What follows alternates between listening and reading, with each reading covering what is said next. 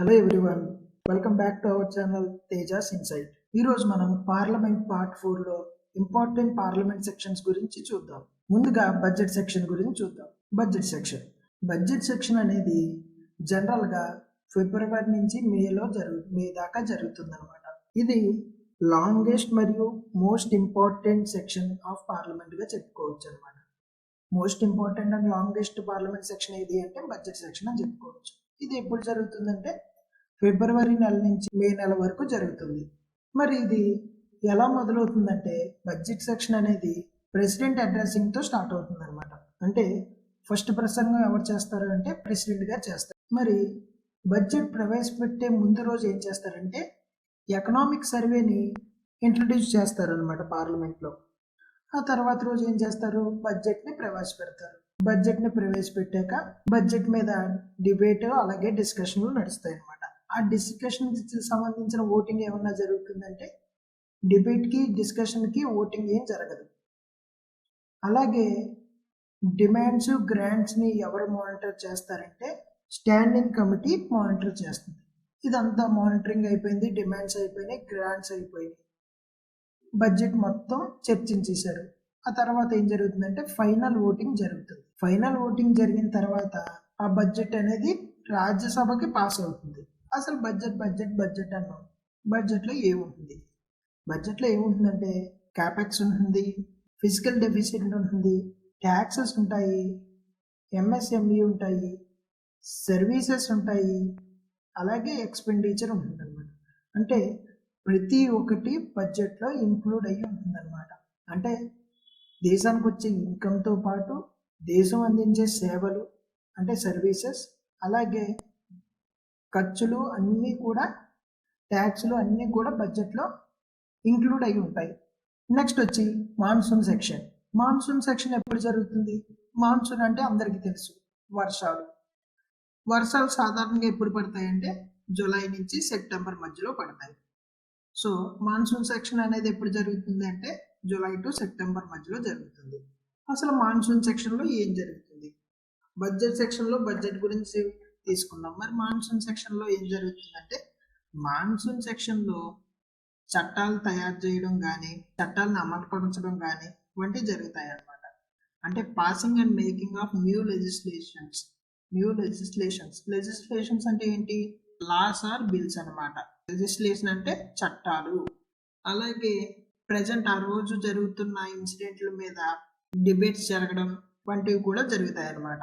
Debates on ongoing incidents. అలాగే ఇంకేం జరుగుతాయంటే constitutional amendment acts గురించి, ఏదన్నా కాన్స్టిట్యూషనల్ అమెండ్మెంట్ యాక్ట్స్ చేయాలన్నా అప్పుడు కూడా మాన్సూన్ సెక్షన్లో జరుగుతాయి అన్నమాట. అలాగే కమిటీలను రికమెండ్ చేయడం, రివ్యూ చేయడం, కమిటీ యొక్క రిపోర్ట్లను చూడడం అన్నీ కూడా మాన్సూన్ సెక్షన్లో జరుగుతాయి. ఓకే, నెక్స్ట్ సెక్షన్ వచ్చి వింటర్ సెక్షన్ ఎప్పుడు జరుగుతుందంటే నవంబర్ టు డిసెంబర్ మధ్యలో జరుగుతుంది అనమాట. నవంబర్ టు డిసెంబర్ అంటే ఒక నెలే కదా, అందుకే ఇది షార్టెస్ట్ సెక్షన్ అనమాట.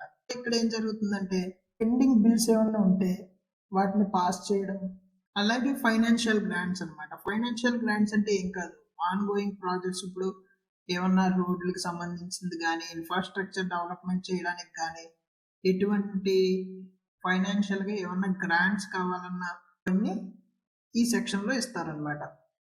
అలాగే మిడ్ ఇయర్ ఎకనామిక్ సర్వే అనమాట. ఎకనామిక్ సర్వే చేయడం, పర్ఫార్మెన్స్ ఎలాగుంది, ఓకే ఇన్ఫ్లేషన్ ఎలాగుంది, ఇవన్నీ మానిటర్ చేయడానికి కూడా వింటర్ సెక్షన్ యూజ్ చేస్తారనమాట. అలాగే మళ్ళీ ఫారెన్ పాలసీలో చేంజెస్ తీసుకురావడానికి, ఇంటర్నల్ సెక్యూరిటీ పరంగా డెసిషన్ తీసుకోవడానికి కూడా వింటర్ సెక్షన్ అనేది యూజ్ అవుతుంది అనమాట. నెక్స్ట్ వచ్చి కాలింగ్ అటెన్షన్ మోషన్. ఇది 1954 నుంచి స్టార్ట్ అయింది అనమాట. ఇది దేనికి యూజ్ చేస్తారంటే పబ్లిక్ మ్యాటర్స్ అర్జెన్సీని బట్టి దీన్ని యూజ్ చేస్తారు. ఈ మోషన్ జరిగినప్పుడు దీనికి బాధ్యత ఎవరు వహిస్తారంటే రెస్పాన్సిబుల్ మినిస్టర్స్ మ్యాటర్స్ బేస్ చేసుకొని అథారిటేటివ్ స్టేట్మెంట్ అనేది రిలీజ్ చేయాలన్నమాట. అంటే ఒక తప్పు జరిగింది, సపోజ్ ఎగ్జాంపుల్గా ఒక రోడ్లు ఏదో హైవే ఏదో బాగా దెబ్బతింది, దాని మీద చాలా డిస్కషన్లు నడిచినాయి. ఆపోజిషన్ క్వశ్చన్ చేసిందంటే ఇప్పుడు మినిస్టర్ ఆఫ్ రోడ్స్ ఎవరైతే ఉన్నారో ఆయన స్టేట్మెంట్ ఇవ్వాలన్నమాట, అథారిటేటివ్ స్టేట్మెంట్ ఇవ్వాలి దాని మీద. దాని గురించి చెప్పేదే కాలింగ్ అటెన్షన్ మోషన్ అన్నమాట. నెక్స్ట్ వచ్చి నో కాన్ఫిడెన్స్ మోషన్. జనరల్ గా గవర్నమెంట్ యొక్క మెజారిటీని తెలుసుకోవడానికి నో కాన్ఫిడెన్స్ మోషన్ అనేది ఉపయోగపడుతుంది అనమాట.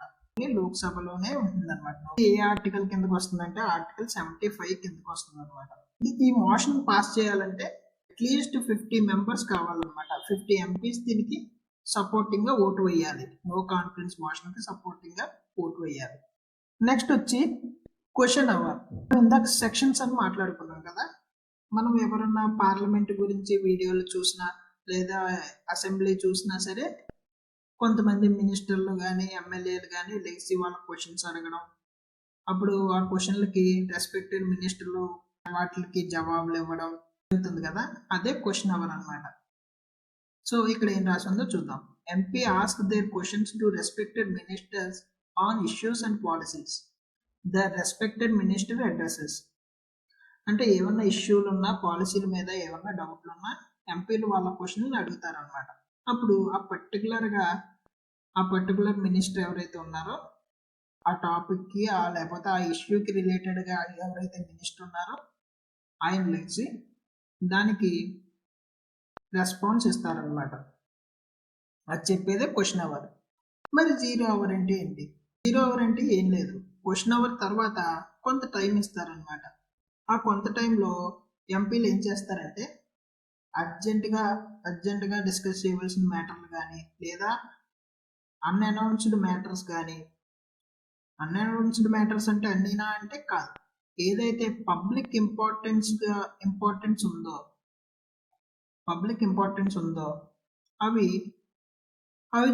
అవి అడగడం జరుగుతుంది అనమాట.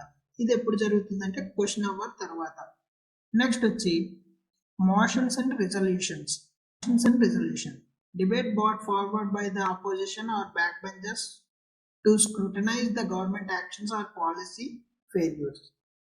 ఇది ఏంటంటే జనరల్గా ఇది ఎవరు చేస్తారంటే అపోజిషన్ చేస్తుంది అనమాట. అపోజిషన్ ఏం చేస్తుంది మనకు తెలుసు. గవర్నమెంట్ ఎప్పుడైతే కొన్ని పాలసీలు తీసుకొస్తుందో దాంట్లో తప్పుల్ని స్క్రూటినైజ్ చేస్తుంది, అంటే విమర్శిస్తుంది అనమాట. విమర్శించడం జరుగుతుంది. ఇది ఆపోజిషన్ అయినా అంటే బ్యాక్ బెంచర్స్ కానీ ఇండిపెండెంట్ క్యాండిడేట్స్ కానీ ఎవరన్నా సరే గవర్నమెంట్ యొక్క పాలసీల మీద కానీ వాళ్ళ గవర్నమెంట్ ఫెయిల్యూర్ మీద కానీ చేయొచ్చు అనమాట. నెక్స్ట్ వచ్చి అడ్జర్న్మెంట్. అడ్జర్న్ అంటే ఏంటంటే పోస్ట్ పోన్ అనమాట, వాయిదా వేయడం. అడ్జర్న్ అంటే ఫిక్స్డ్ టైం ఉంటుంది. అడ్జర్న్ ఫర్ 1 అవర్ అంటాడు కదా కొన్ని సినిమాల్లో, అంటే 1 గంట సేపు వాయిదా పడింది అనమాట. అలా అడ్జర్న్ అంటే వాయిదా, దానికి ఫిక్స్డ్ టైం డేట్ ఉంటుంది. మరి కొన్ని టర్మ్స్ ఏంటంటే అడ్జర్న్మెంట్ సైన్ డై అని ఉంటుంది అనమాట. అడ్జర్న్మెంట్ సైన్ డై అంటే పోస్ట్ పోన్ అని చెప్తాడు కానీ ఎప్పటిదాకా అన్నది చెప్పడు అనమాట. No fixed date and time. అంటే వచ్చి ప్రాపగేషన్ అంటే ఏంటి? ఫార్మల్ ఎండ్ ఆఫ్ సెక్షన్ అని చెప్పుకోవచ్చు. అంటే సెక్షన్ ముగిసిపోయేదాన్ని ప్రాపగేషన్ అని చెప్తారు అనమాట. ఇది జనరల్గా ఎప్పుడు జరుగుతుందంటే అడ్జర్న్మెంట్ సైన్ డై తర్వాత జరుగుతుంది అనమాట ప్రాపగేషన్ అన్నది. నెక్స్ట్ వచ్చి డిజల్యూషన్ అంటే ఇది జనరల్గా లోక్సభకు మాత్రమే జరుగుతుంది. లోక్సభకి అంటే రాజ్యసభ అన్నది పర్మనెంట్ హౌస్, లోక్సభ అన్నది టెంపరీ హౌస్ అనమాట. ఈ డిజల్యూషన్ అనేది ఎవరి చేతిలో ఉంటుందంటే రెండు సినారియోలు ఉంటుంది. ఫస్ట్ సినారియో ఏంటి? ప్రెసిడెంట్ గారు ఎప్పుడన్నా లోక్సభను మొత్తం డిజాల్వ్ చేయొచ్చు. రెండేంటి?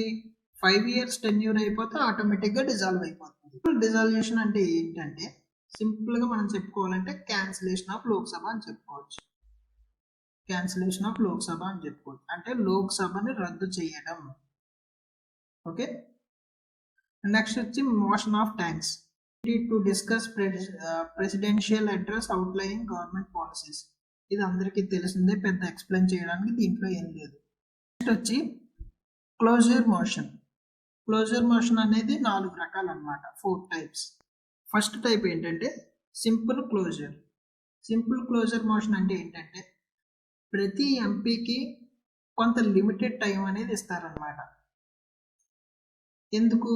పర్టికులర్ మ్యాటర్స్లో డిస్కస్ చేయడానికి లిమిటెడ్ టైం మాత్రమే ఇస్తారనమాట. సో అలాగే సింపుల్ క్లోజర్ టైంలో ఏంటంటే ఓటింగ్ కూడా కండక్ట్ చేస్తారనమాట. ఈ రెండు ఇంపార్టెంట్, అందుకే ఓటింగ్ కూడా నేను మెన్షన్ చేశాను అనమాట. నెక్స్ట్ వచ్చి closure by compartments.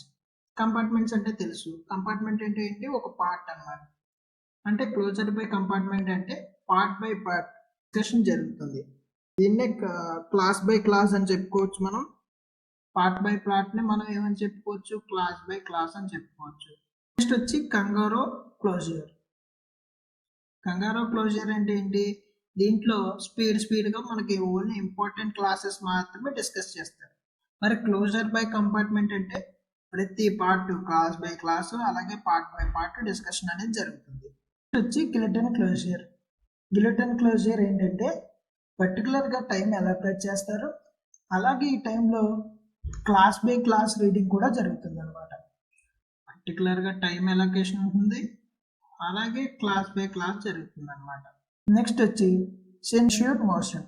Censure motion ఎక్కడ జరుగుతుందంటే రూలింగ్ గవర్నమెంట్కి అగైనెస్ట్గా జరుగుతుంది. ఎక్కువ దేని గురించి మాట్లాడుకుంటారంటే మినిస్ట్రీ యొక్క ఫెయిల్యూర్స్ గురించి మాట్లాడతారు. ఇది ఎక్కడ జరుగుతుందంటే లోక్సభలో జరుగుతుంది అనమాట. Okay, thank you for watching. Next